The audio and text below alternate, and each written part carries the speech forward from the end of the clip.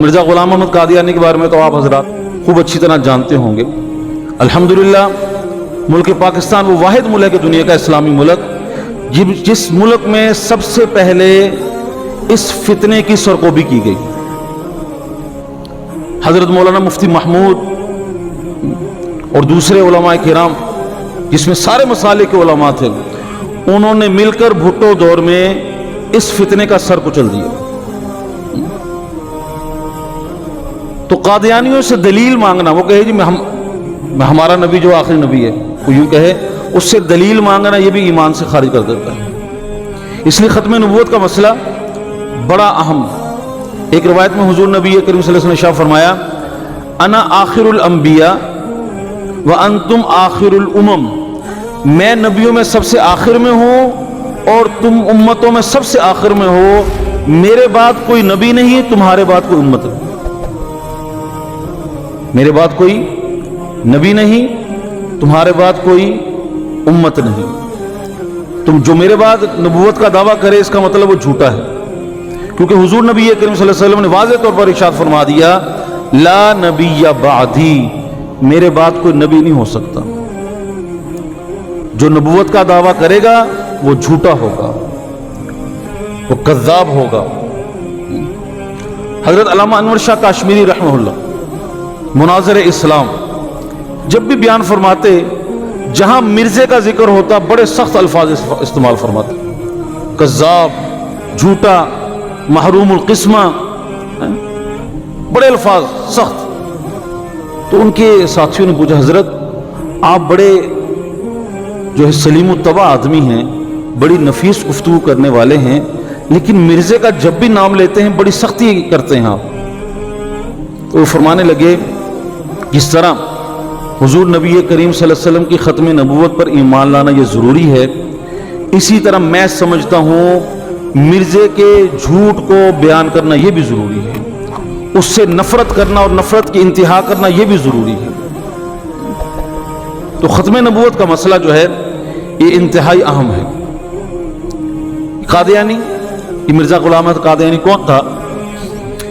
یہ قادیان ایک شہر ہے جو اس وقت بھی انڈیا میں موجود ہے۔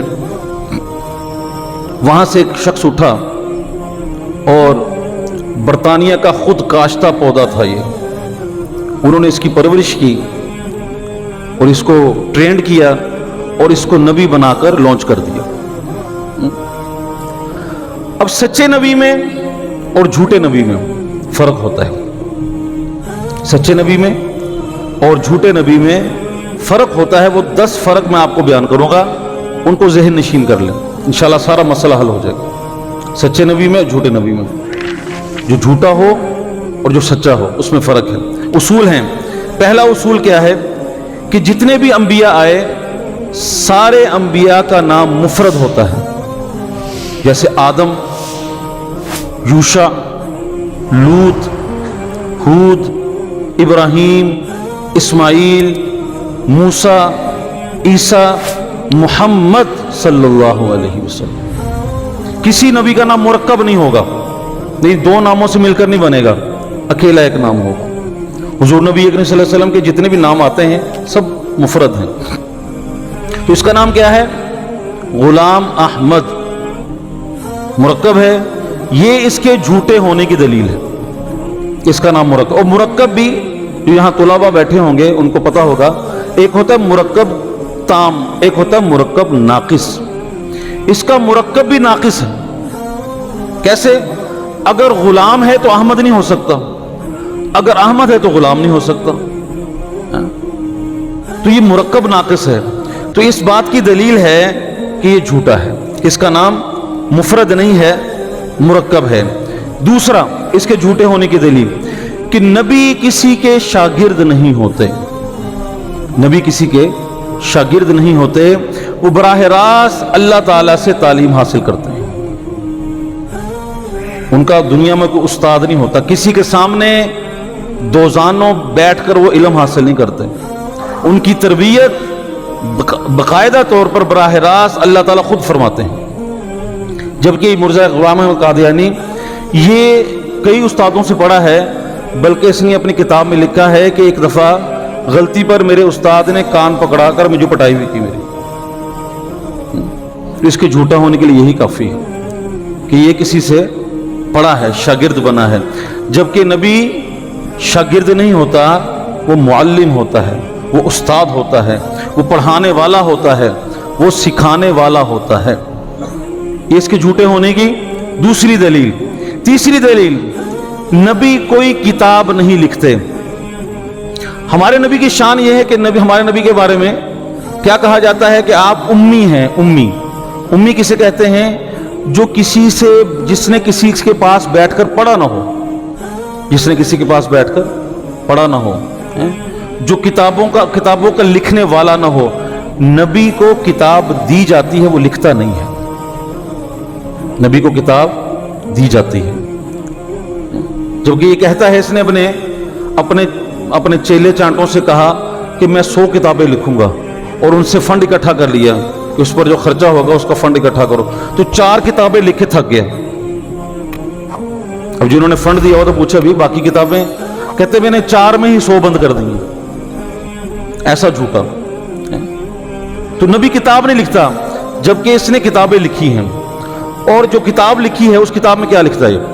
اس کتاب میں لکھتا ہے شروع میں کہ میرے اوپر وحی نازل ہوتی ہے, اور وحی اردو میں بھی آتی ہے, عربی میں بھی آتی ہے, فارسی میں بھی آتی ہے, انگلش میں بھی آتی ہے, اور عبرانی زبان میں بھی آتی ہے. اور ایک ایسی زبان بھی جو مجھے بھی نہیں پتا, ایک ایسی زبان میں بھی وحی مجھ پر آئی جو مجھے بھی نہیں پتا. اندازہ لگائیں, جس نبی کو خود نہیں پتا وہ اوروں کو کیا بتائے گا؟ جس نبی کو خود سمجھ نہیں آئی کہ مجھ پر جو نازل ہو رہا ہے وہ کیا ہے, اس کی امتیوں کو کہاں سمجھ آئے گی؟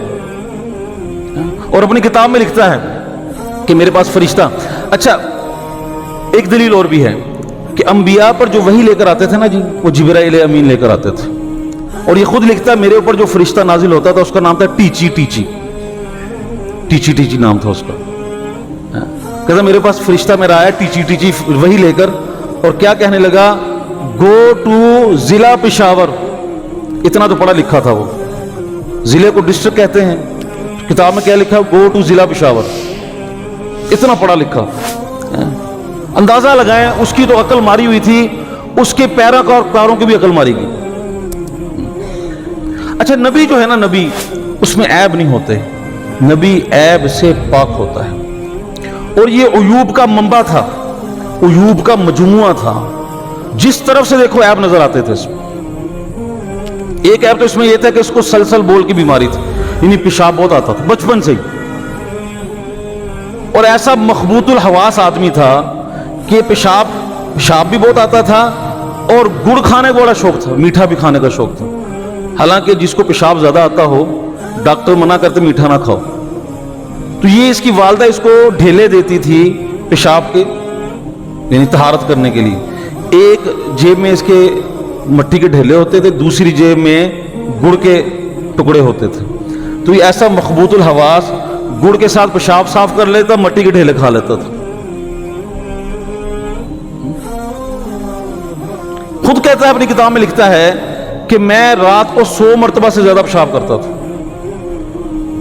اتنے عیوب کا بھرا ہوا نبی ہو سکتا ہے؟ اس کے جھوٹے ہونے کے لیے یہی کافی.